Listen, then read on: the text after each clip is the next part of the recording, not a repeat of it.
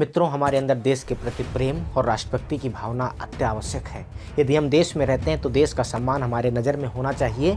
यदि हम देश के प्रति सम्मान नहीं रखते हैं तो समझ लीजिए हम अपने प्रति सम्मान नहीं रखते हैं। यदि देश के प्रति अच्छी भावनाएं नहीं हैं तो समझ लेना खुद के प्रति अच्छी भावनाएं नहीं हैं, अपने परिवार के प्रति अच्छी भावनाएं नहीं हैं। एक छोटी सी कहानी लेकर के आपके बीच में आया हूँ। स्वामी रामतीरथ का नाम तो आपने सुना होगा। वो भारत के एक संत थे और एक बार वो जापान की यात्रा करते हैं। उस समय वो व्रत रहते हैं। जापान के रेलवे स्टेशन पर जब वो उतरते हैं तो उनको भूख लगती है। वो फल की तलाश करते हैं। इधर उधर देखने के बाद में उनको फल नज़र नहीं आते, उनको अच्छे फल नहीं दिखते हैं। जो फल दिखते भी हैं तो वो सूखे हैं, खराब हैं।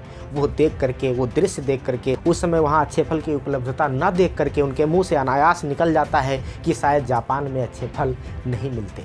ये बात जैसे ही उनके मुँह से निकलती है, जापान का एक लड़का वो स्वामी जी की बात चुपके से प्लेटफार्म पर सुन लेता है। सुनने के बाद में बहुत ही हैरान हो जाता है, परेशान हो जाता है कि एक बाहर से आगंतुक हमारे देश में आए हुए हैं और उन्होंने ऐसी बात कह दी कि हमारे यहाँ अच्छे फल नहीं मिलते हैं।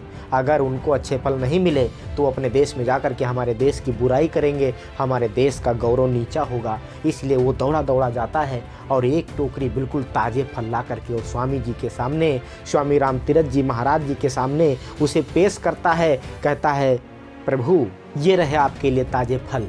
आपको ताज़े फलों की आवश्यकता थी। उन फलों की टोकरी को देख करके स्वामी रामतीरथ जी महाराज बड़े प्रसन्न हो जाते हैं। उन्होंने कहा कि आपको कैसे पता है कि हमें ताज़े फलों की आवश्यकता है? उसने कहा, महाराज अभी जब आप रेलगाड़ी से उतरे थे मैंने यहाँ पर आपको कहते हुए सुना था कि शायद जापान में अच्छे फल नहीं मिलते हैं। तो मैंने सोचा यदि आपको यहाँ पर ताज़े फल नहीं मिले तो हो सकता है आप जा करके अपने देश में कहें कि जापान में अच्छे फल नहीं मिलते हैं। इससे मैंने सोचा कि हमारे देश की इंसल्ट होगी, हमारे देश की बेइज्जती होगी, हमारे देश का गौरव नीचे होगा। इसलिए मैं दौड़ा दौड़ा गया और आपके लिए ताज़े फल लेकर के आया हूँ। फलों को देखकर वो बड़े प्रसन्न हुए और उस बालक से बोले, उस लड़के से बोले, बताइए इन फलों की क्या कीमत है? वो लड़का हाथ जोड़कर खड़ा हो गया और कहा, प्रभु यदि आप इन फलों की कीमत देना ही चाहते हैं तो बस आप इतना करिएगा, जब अपने देश को जाइएगा तो वहाँ ये मत बताइएगा कि जापान में अच्छे फल नहीं मिलते हैं।